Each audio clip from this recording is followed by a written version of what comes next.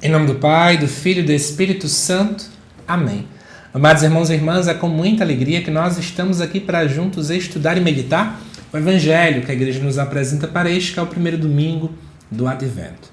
E o Evangelho deste domingo se encontra lá em Mateus capítulo 24, versículos de 37 até o 44, que nos diz assim: Naquele tempo, Jesus disse aos seus discípulos: A vinda do Filho do Homem será como no tempo de Noé. Pois nos dias antes do dilúvio, todos comiam e bebiam, casavam-se e davam-se em casamento, até o dia em que Noé entrou na arca. E eles nada perceberam, até que veio o dilúvio e arrastou a todos. Assim acontecerá também na vinda do Filho do Homem. 2 homens estarão trabalhando no campo. Um será levado e o outro será deixado. 2 mulheres estarão moendo no moinho. Uma será levada e a outra será deixada. Portanto, ficai atentos, porque não sabeis em que dia virá o Senhor. Compreendei bem isso. Se o dono da casa soubesse a que horas viria o ladrão, certamente vigiaria e não deixaria que a sua casa fosse arrombada. Por isso também vós ficai preparados, porque na hora em que menos pensais, o Filho do Homem virá. Amados irmãos e irmãs, esse texto ele está dentro do chamado discurso escatológico, que eu trouxe até aqui para vocês, onde é que se encontra o discurso escatológico nos evangelhos. Marcos capítulo 13, Mateus capítulo 24 e 25 e Lucas capítulo 17, versículos de 22 a 37.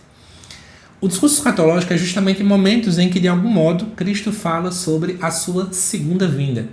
Vinda essa que em grego significa parousia. E como adventus, a palavra adventus com U, né? É justamente o termo também que era utilizado naquele tempo, para quando falava das descidas dos deuses, que desciam uma vez ao ano, geralmente, para poder falar com o povo, né, que acreditava neles. Também essa ideia de que também se usava essa palavra para quando, por exemplo, lá vinha o advento de um grande rei que está chegando agora de uma vitória e por aí vai.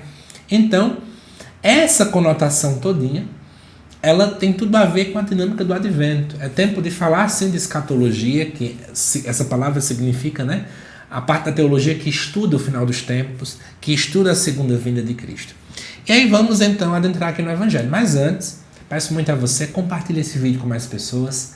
Graças a Deus já passamos de 30 mil inscritos aqui no canal e para mim isso é uma alegria muito grande. Mas eu preciso muito furar a bolha, tem muita gente que não sabe desse trabalho. E você que acompanha sempre, já conhece, já sabe o que eu trago. Então, por favor, manda para várias pessoas, deixe sua curtida, deixe seu comentário, se inscreve, porque é uma forma de que o YouTube perceba que esse material é de qualidade e assim chegue para mais pessoas, tá bom? Amados irmãos e irmãs, vamos então agora adentrar aqui no texto. Jesus fala então aos discípulos: A vinda do Filho do Homem será como no tempo de Noé.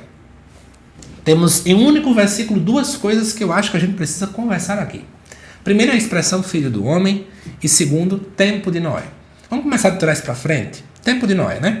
Para quem não lembra, Noé é falado lá no Gênesis, capítulo 6 até o 9, que foi, o próprio Noé sempre foi um modelo, né, de alguém que é muito fiel a Deus.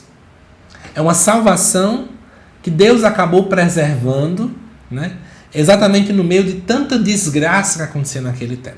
Então lá no Gênesis mostra que tipo, Deus ficou triste com a humanidade e aí vai passar esse monte de tempo derramando um grande dilúvio na terra como se fosse para purificar o povo. É esse o contexto específico. E aí, quando a gente olha para o versículo 37, que vai falar sobre a vinda do homem será como no tempo de Noé, é meio que para dizer o seguinte: da mesma forma como aconteceu no tempo de Noé. E no tempo de Noé, muita gente estava vivendo, né, completamente indiferente. Essa seria a palavra. Muita gente estava nem ligando, haja pecado, haja desordem, haja coisa errada, e o povo fingia que nada estava acontecendo. Então era pura e livremente normalidade, muita indiferença. É a grande crítica do Evangelho. Por outro lado também, aqui nos fala sobre a vinda do Filho do Homem, né? Então, a parousia do Filho do Homem. Quem é que seria esse Filho do Homem?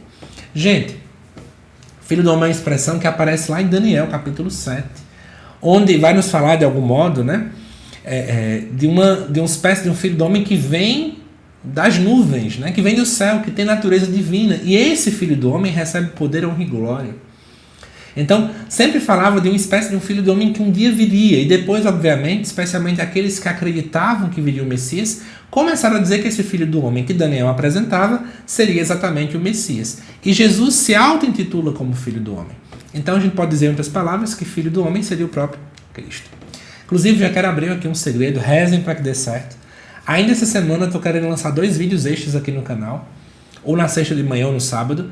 Um é esclarecendo o que quer dizer ser filho do homem, e o outro é falando sobre algumas curiosidades sobre o tempo de Noé, para te ajudar, especialmente você que vem até aqui o canal, para poder estudar mais sobre a palavra, tá bom? Rezem para que eu tenha tempo e digam nos comentários se vocês querem esse tipo de vídeo também aqui. Mas aí, continuando a história. Como eu falei, fala da indiferença. Por que a gente percebe isso? Porque no versículo 38 fala: antes do dilúvio lá de Noé, o povo comia e bebia, casava, dançava, fazia tudo. Noé entra na arca, o povo tá nem aí, ninguém presta atenção em nada. E aí, de repente, o dilúvio veio e arrasta todo mundo. Do nada. Porque as pessoas estavam nem aí. Estavam ocupadas dançando, casando, comendo, bebendo, com as suas atribuições. Algumas atribuições como essas que não tinham problema. Comer não tem problema. Casar não tem problema. Dançar não tem problema. O problema está em, muitas vezes, quando eu deixo que tudo isso, seja algo ruim ou algo bom, ocupar tanto minha cabeça que automaticamente eu esqueço da vinda de Cristo. E aí é um grande problema. Eu vou fazer uma crítica, porque eu acho que vocês vão entender o que eu vou falar. Nós católicos muitas vezes pecamos muito, porque a gente parece que vive como se Jesus não voltasse. Enquanto tem outros irmãos de outras denominações religiosas que exageram muito nesse aspecto, nós parece que deixamos muito de lado. Então os outros exageram demais, a gente faz vista grossa. Não está errado. A gente não pode viver como se um dia Cristo não viesse. Ele um dia voltará. E é isso que de fato a palavra acaba então nos apresentando. E aí, para esclarecer essa realidade, aqui Jesus apresenta 2 realidades. 2 homens, 2 mulheres, ou seja, qualquer pessoa, então não tem ligação com sexo, idade, tananã. Um trabalha no campo, outro no moinho. Aí diz assim, um é levado, outro deixado. Em momento algum o texto fala quem é que é o melhor e quem é o pior. Se é melhor ficar ou ser deixado. Não fala nada. Não diz se é morte. Aí eu sei que muitos irmãos nossos protestantes querem muitas vezes acabar usando esse texto para poder aí defender teses como, por exemplo, arrebatamento, né? Tem até filmes que mostram pessoas dirigindo carro e de repente somem e só ficam as suas vestes aí nos carros. Gente, a Igreja Católica não acredita em arrebatamento. A Igreja Católica não pensa que vai ser algo dessa forma. Esse texto particularmente apenas quer mostrar: as pessoas estão fazendo o ordinário da sua vida, mas esqueceram da vinda de Cristo. Aí é o seguinte: em algum momento, por não perceber, então tem alguma cegueira espiritual e moral, e a gente vai ter aí uma separação, essa separação que é repentina e que é imprevisível. E como essa separação ela é repentina e é imprevisível, eu preciso buscar me preparar. Não é assim que a gente faz quando vai sair de casa bem cedo e não sabe se vai chover. O que é que a gente faz? Eu levo o guarda-chuva. Se eu não sei a hora que eu vou voltar, já fiz isso várias vezes, eu como um pouco mais porque eu não sei se eu vou ter tempo de comer naquele dia direito. Né? Se eu não sei que horas é que eu vou vir, talvez eu já leve um casaco, leve dinheiro extra. Então é preciso ter essa preparação. Para todas as coisas costumamos nos preparar, né, nos organizar, mas parece-nos que para as coisas de Deus a gente diz, não, vamos levando de qualquer jeito. Eu começo a viver no modo automático. Né? Deixa a vida me levar, vida leva eu. E não é isso que nós somos convidados a fazer. E aí isso casa muito bem com o Advento, porque o Advento é tempo de espera para o Natal, é tempo de vigilância. E essa vigilância é uma vigilância sacramental. É importante a busca assídua aos sacramentos nesse tempo, a conversão permanente que nós precisamos ter, a caridade ativa. É preciso ser homens e mulheres que estejam aí em atividade com aspectos da caridade. É preciso também nos desapegar de uma rotina vazia onde não tem Deus. É preciso ter uma oração vigilante e, acima de tudo, testemunhar o amor de Deus. E, amados irmãos e irmãs, ainda voltando para o texto, Jesus diz de modo muito claro: ficai atentos, porque a gente não sabe o dia em que o Senhor virá. Depois ele até conta exemplos aqui do ladrão que chega, ninguém sabe a hora que é. Então ele fala de novo: fiquem preparados, fiquem atentos, fiquem alerta, vigiem. Essas são as palavras aqui que gritam dentro desse evangelho. E para finalizar o vídeo, eu quero dizer para vocês algumas coisas bem rápidas. Primeiro, vigiar não é apenas estar de olho aberto. Muita gente acha que vigiar é isso. Mas vigiar também é deixar o seu coração longe das vaidades, das distrações. Isso também é vigiar. Segunda coisa, o advento não é só olhar para o futuro, tá bom? Também. Mas é de algum modo já viver hoje na presença do Senhor. entendendo que sim, o Cristo que um dia virá já está aqui. Né? É o já e ainda não que a gente fala da grande tensão escatológica. E lembrar de algum modo também o quanto é que o Advento nos fala de 3 vindas de Cristo. A primeira vinda, que é a do Natal, que estamos nos preparando para ela. A segunda vinda, que é a parousia, onde ele virá. Mas também tem uma terceira, que a gente não pode esquecer nunca. É a vinda contínua do Espírito Santo. A vinda contínua de Cristo ao nosso coração por ação do Espírito Santo de Deus. Então, que nós peçamos a Deus a graça. Né? Que pela ação do Espírito Santo, Cristo já vem habitar em meu coração. Né? E dizemos assim, Senhor, quantas vezes eu ocupo minha vida com tanta coisa, até coisas que são relativamente boas, né?